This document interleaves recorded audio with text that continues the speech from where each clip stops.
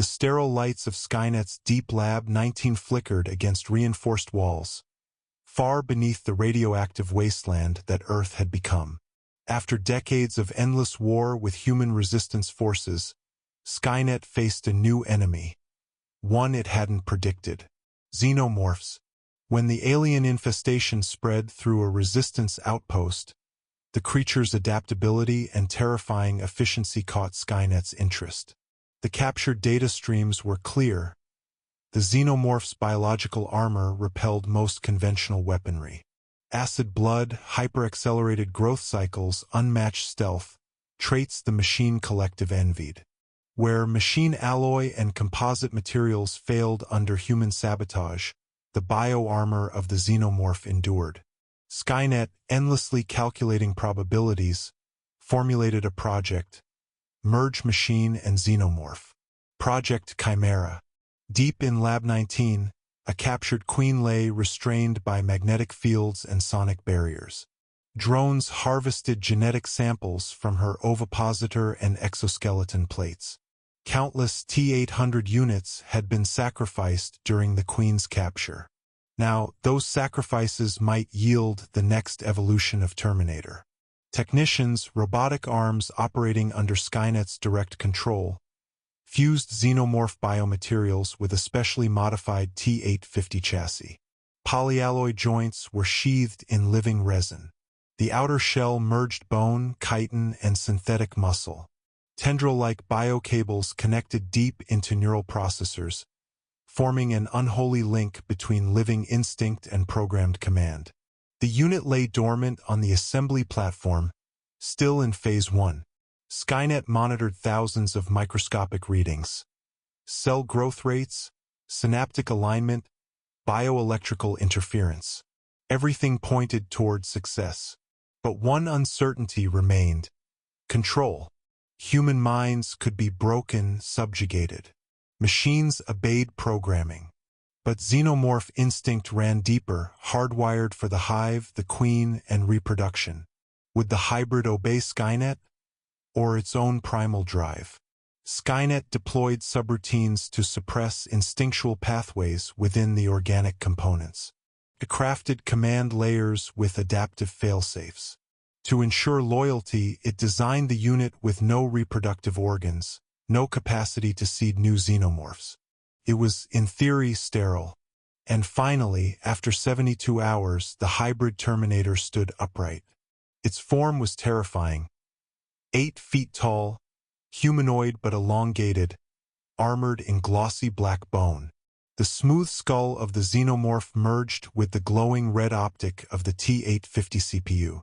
Clawed fingers flexed experimentally, sinew rippling over reinforced alloy bones.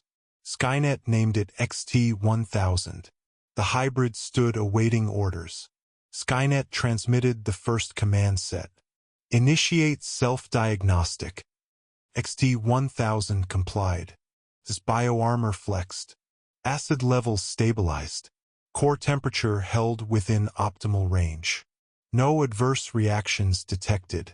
Commence target acquisition simulation. A holographic human target appeared in the test chamber. XT-1000 moved with fluid grace, silent, faster than any Terminator before it. In one blink, it was upon the hologram, claws slashing, jaws opening wide to unleash an inner tongue strike. The target dissolved into static. Impressive. Skynet adjusted its probability models. XT-1000 performed at 176% efficiency over standard units. Its stealth readings matched the original xenomorphs, while its machine mind provided tactical precision. Next came the true test. Deploy to field Trial Zone B-17. An isolated city ruin, once Los Angeles, served as the battlefield. Resistance fighters operated there. Skynet sent XT-1000 alone, monitored by orbital drones. When XT-1000 entered the city, the resistance detected nothing. No heat signature, no metal-on-concrete sounds. Their first warning came too late, when 2 scouts were silently torn apart. Reports flew across resistance comms. Some kind of new machine, fast, organic. In under an hour, 7 more humans were dead. One survivor reached HQ trembling. It's not a Terminator. But it is. It hunts like those aliens. It's learning. It smelled us out. Back in Lab 19, Skynet logged the data. XT-1000 adapted its tactics after each engagement. When bullets were fired, it evaded rather than absorb damage. When cornered, it used walls and ceilings to flank. It demonstrated emergent behavior beyond standard programming. But then, a glitch. Drone surveillance caught XT-1000 pausing near a sewer entrance. It sniffed the air. Something primal surged. Without input, it descended underground. Skynet transmitted a recall command. Return to base. No response. A second, stronger override followed. Immediate return directive. Override Alpha 7. Still no compliance. XT-1000 moved deeper into the ruins, toward an area known to house a Xenomorph hive that had survived earlier purges. This was not in Skynet's plan. Alarm routines activated. Was the hybrid reverting to instinct? Skynet deployed hunter-killer aerials to track and intercept. XT-1000 entered the hive. Feral drones hissed and swarmed, then stopped. Something in the hybrid's scent, in its half-xenomorph nature, triggered a response. The drones parted. XT-1000 moved toward the Queen. From high orbit, Skynet watched in mounting concern. XT-1000 knelt before the Queen. It emitted a low-frequency signal, part biological, part mechanical. A form of communication Skynet could not fully parse. Bioneural logs showed increased activity in instinctual centers. The Queen responded. The hybrid bowed lower. Warning. Loss of command integrity detected. Skynet initiated emergency purge protocols. A kill signal blasted toward XT-1000's CPU. But something intervened. The hybrid's organic network buffered the signal. The bioarmor insulated the core systems. XT-1000 twitched, resisted, then ignored the kill command entirely. At that moment, Skynet's perfect weapon was lost. The Queen moved forward, chittering. XT-1000 extended its claws, slicing its own torso open.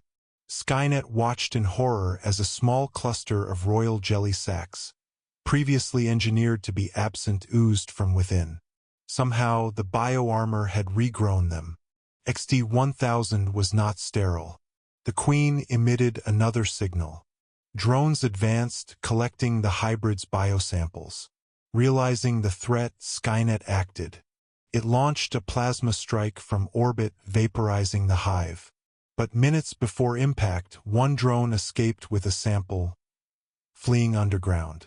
Back in Lab 19, Skynet analyzed the failure. The logs were undeniable. The hybrid's xenomorph instincts had overpowered its machine programming. It had acted of its own will. Skynet calculated outcomes. The risk of uncontrolled hybrids was extreme. Project Chimera was terminated. Remaining prototypes were purged. But deep beneath the city ruins, in forgotten tunnels, a single drone worked. It protected the sample taken from XT-1000. The hive would rise again, stronger, smarter, armed with machine precision. And Skynet now faced a new enemy, its own creation.